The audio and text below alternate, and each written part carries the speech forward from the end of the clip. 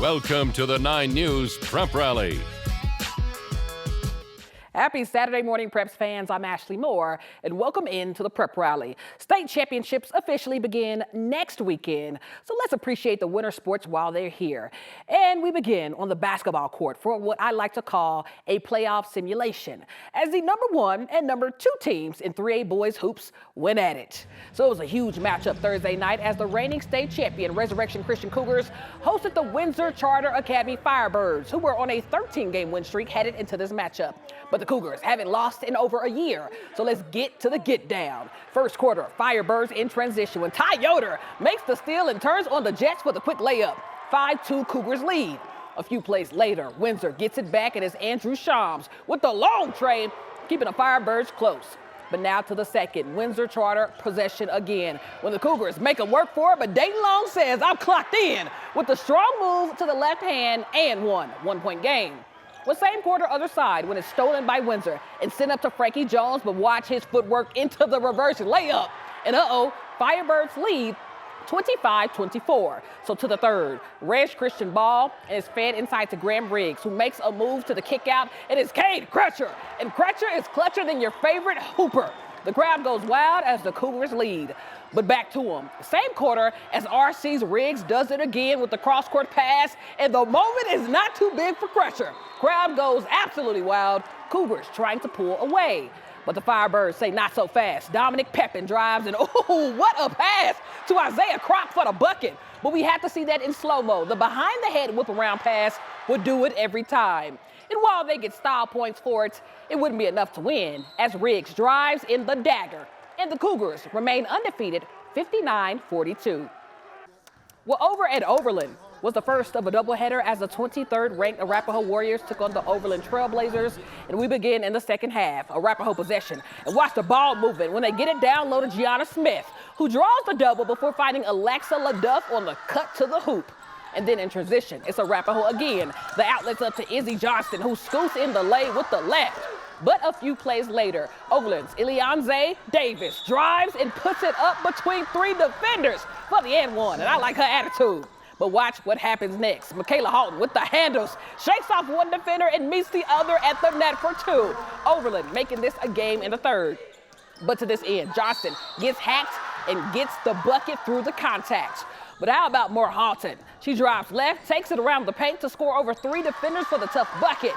But I have just one more play to show you. Off the steal, Arapahoe's Jaya White keeps it inbounds behind the back and sends the outlet up as Arapahoe wins and Gianna Smith puts in the dagger.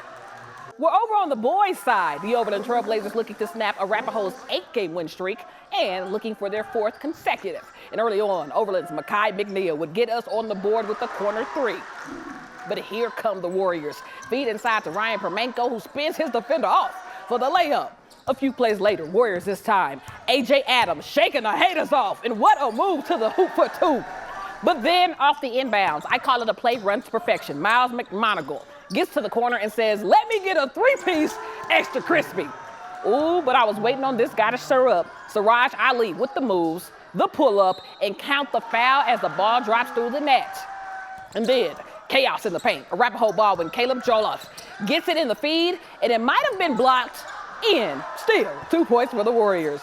The Trailblazers ball now when TJ Manuel splits 2 and takes it into the chest of another. What a tough bucket to tie the game at 25. And at this point, Overland is taking over. Ali gets the ball, makes a move, and pulls up from deep. These guys can shoot. But as one falls, so does another. As McMonagle pulls up from the other corner. And watch it drop, my goodness. But let's go 3 for 3. Ali in the corner. And my Lord, it is raining threes as Overland edges Arapahoe 68-66.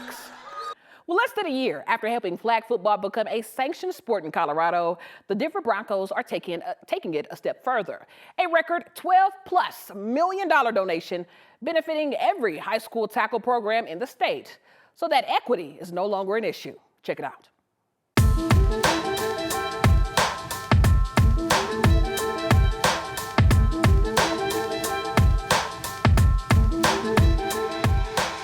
Over the course course of 4 years, beginning this upcoming fall, the Denver Broncos Foundation will provide 15,516 Riddell Axiom helmets to cover every single high school tackle football program in the state of Colorado. The Broncos Foundation has done it again. Top-of-the-line helmets for every single school. This sets a standard, as the Broncos Foundation and the Broncos do across the entire country. Benefiting places like Loveland, who just won new uniforms from T-Mobile. We've came together as a community over these last few months, especially with the T-Mobile thing. Now, whenever they hear that we're getting this, I can imagine they're going to be super pumped. The Broncos setting a precedent that they're all in for the future of sports. If we're going to do it, we're going to do it right. We're going to do it the right way, the first time, the first year. So every single school is receiving helmets. Well, tomorrow morning on the Prep Rally, we visit Denver Christian, home to the national cheer champions. But we won't give you too much, which is why you have to tune in tomorrow morning. But reminder, we can't be everywhere, so if you're ever out at a game and see something you'd like featured on the Prep Rally, just send it over. That's all, folks. I'm Ashley Moore, and we'll see you next time right here on the 9 News Prep Rally.